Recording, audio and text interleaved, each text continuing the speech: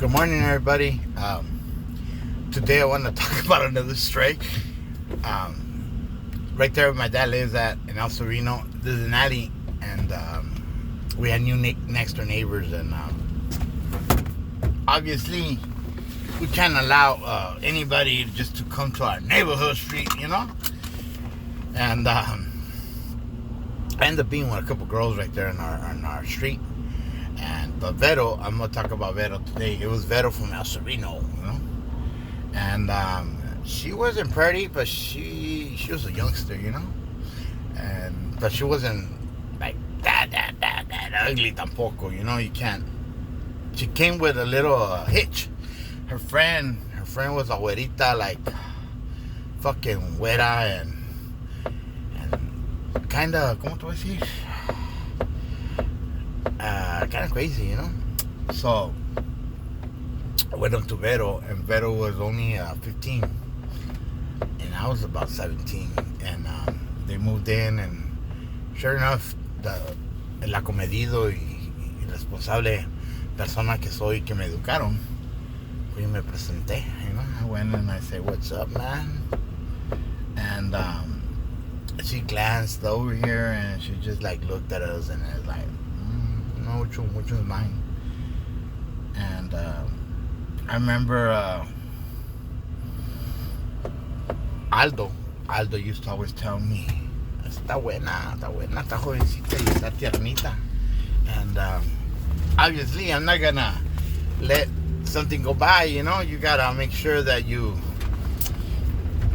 live up to expectations, to your needs, you're not gonna allow some vato coming over and using your property, your alley, and juicing it up. The only one that has authority, it was me, She came into my neighborhood, to my street, to my house, Why am I not gonna throw a little bone to it, a little cookie, a little candy, And I remember the first time I talked to her, she wasn't like too fond of being with somebody. I say perfect. I don't want to be with no one either, And we agreed that we're gonna be friends, and that was it. So, it took me about a month, talking, and she has a sad story. That story is her mom just died. Her mom got cancer and died, and she had nowhere else to go. And right there in the house, one of her uncles moved in. It was him and like 4 friends, or 4 cousins. That's what Hera and Lencho and everybody, they used to be partying. And I gave my pit bull to one of the guys, But I ended up taking the niece, you know what I mean? And they'll take care of her and making sure they're grooming her right, They wanted a good man for her, and you know what I mean? And after a month and a half, swinging by, putting some water on the plants, making sure it bloomed right, and she put this faldita on. I said, fucked up. You fucked up. Nah. You fucked up. And she told me she was a virgin, and she only was going to have sex with the guy she's going to marry. And right away, me being me, some cabron, I said, I'll propose. I'll marry you. I just didn't tell her to me. So I remember I had the Cadillac, the Fleetwood Cadillac, and which was Danny's technically car, which I bought it off him because he got it repo by Güero. It was a gang of arguments between him and Güero. They were always fucking talking nonsense, and both of them were going into a path that they were gonna destroy the family, so I had to step in, and I told, look, Güero, I'm gonna tax him for the car, and I'm gonna give you the feria, because he borrowed it from you to buy the car from me. Rest in peace, youngster. And we'll do a even swap. Danny had a little grudge against me, and always talk shit to Güero. And Danny always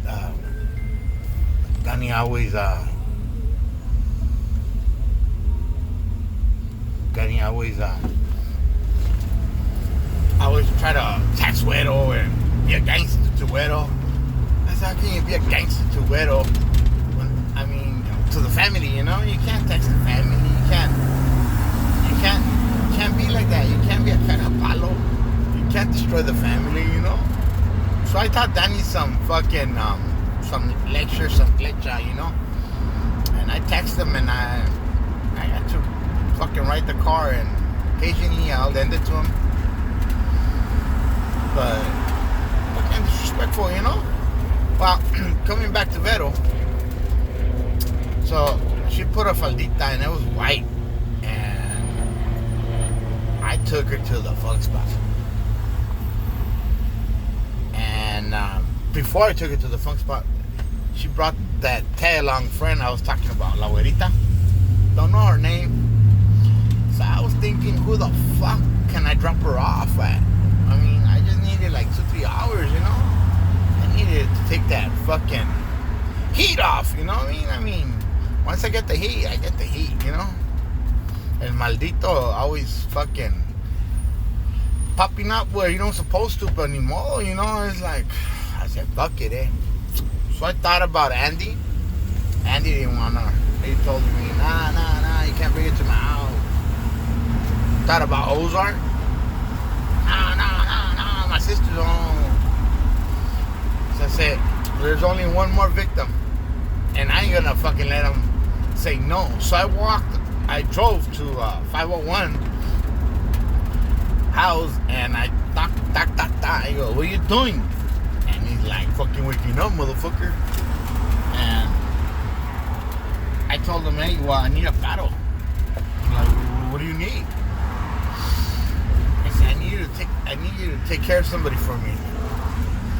He's like, what are you talking about? Oh, yeah, you could fuck her, you could like be with her, you could make her clean your house, you could do what the fuck you want. Nah, fool, like, better not be a skunk, it better not be this, it better not be that. I'm like, nah, she's a virgin. And it's like, oh man, I'm not the babysit, I ain't gonna get none. I said, come on, 5-0. And finally, told them, hey, I've done a lot of shit for you. I really done a lot of shit for you. Took care of you. We used to have our homeroom. We used to go Wilson together with Miss Nearing y toda la cosa. I've done every fucking thing possible to fucking be there for you, carnal, you know? I need this fucking helping hand, you know? It's like, okay, fuck it, eh? But 1 hour only. I'm like, yeah, whatever, 1 hour. And la traje, la tapé la cara and everything. Ya venía con una bag and everything over her head. Nah, but she wasn't that ugly, but took the fucking trash bag off her and told surprise, babysitter, te va, carnal. And I took off. I went to the funk spot. It was about 8-9 o'clock at night. And bet on them, they said they were gonna go to church. And La Güerita's dad, not sure if he was a pastor or something like that. Total de que I left her. I left about 8. I didn't come back till about 2 o'clock. You know how manual it is. I mean, she was a virgin, and I had to put in the job, put in the work. I mean, I don't want her to be scared or frightened or not ever fuck again, you know? So couldn't fuck it up for society, for humanity. You know what I mean? I can't let it go to waste and blame me, Daniel, couldn't handle business, so I had to. I had to fucking. I mean, I went through the whole 9 yards, like tickler here, tickler there, kiss her here, kiss her there. You know, hug her, kiss her, French kiss her. You know, put some sounds. You know, at the stars, the view of the scenery, and I even seen a shooting star that day. And when I seen the shooting star, I told her, "Damn, that's it. I'm gonna tear that shit up," you know. So me and Vero went this thing like till 2 o'clock in the morning. So she was like, "Fuck, time passed by. I'm gonna get in trouble, and my tío's gonna say, what kind of church am I going to?" I said, "Fuck it," and sure enough, I went to go pick up her friend. And Fivo was like, "Nah, fuck that, you ain't taking her tonight. She's leaving until the morning." I was like, "No, que no, cabrón?" He goes, yeah, she's staying, you know? And she ended up staying until the morning. He got his action on all down night. And he said she was a wild one. He had her just fucking blowing and honk the horn and everything. He had her fucking. She was also a virgin. She never had a real human, you know? She never had no one paid attention to her. So the next day, we went to Vero, and the next day, I told her, "Hey, what's up? You know, you ready or no?" "Yeah, fuck yeah." I go, "But we gotta pick up my friend." He said, "We gotta pick up your friend?" "Yeah, he's still at Fivo's house." I was like, fuck it. So I called Fivo and make sure he was still alive, you know? He was still like, she's still there, you know? She hadn't run away or anything. Well, he kept her 3 days. And the reason I know 3 days, because her mom and her dad kept calling me that if I knew where her daughter was. Okay, fucking Fivo did it like 3 days straight, non-stop, no fucking...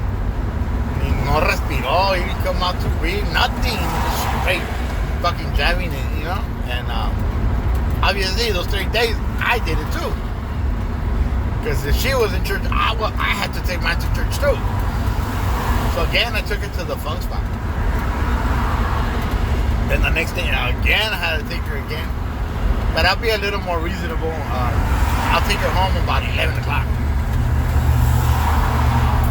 505, no, he did 3 straight days. His mom,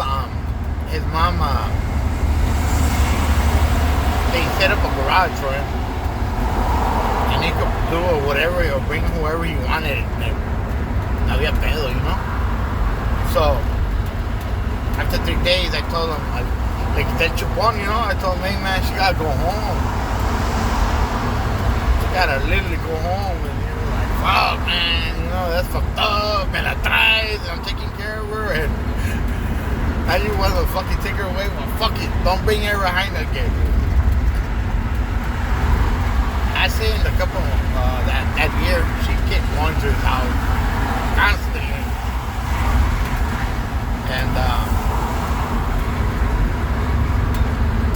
me and Vero end up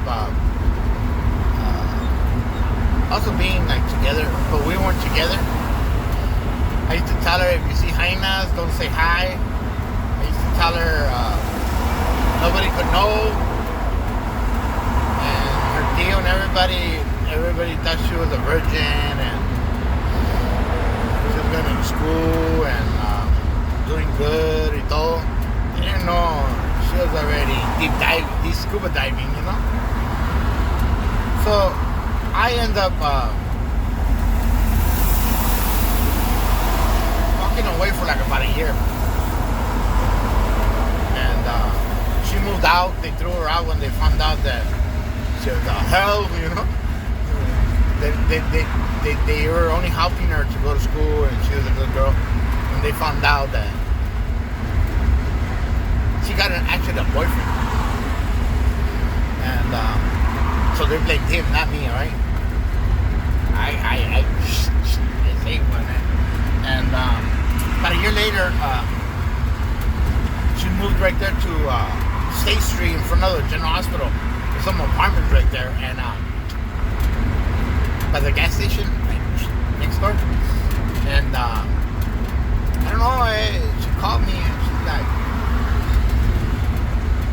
she needed to see me because her man wasn't handling business. So me being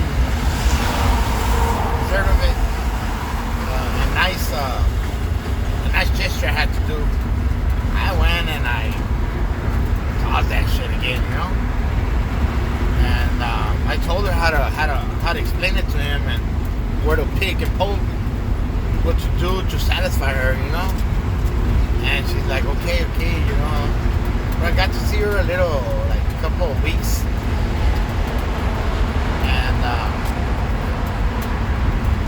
living over here in Back Gardens now, Bow. And she goes, can I go to your house? I'm like, no. Have you ever gonna see me again? I said, no. And she says, okay, you know, I'm gonna marry this guy, and it was my bachelor's, and I really love him, because he's not good in bed, or you don't know how, you know. I said, bachelor's. I said, yeah, man, get yourself a good one, you know. She ended up marrying this guy, and never, ever, ever in my entire life I heard from her ever again.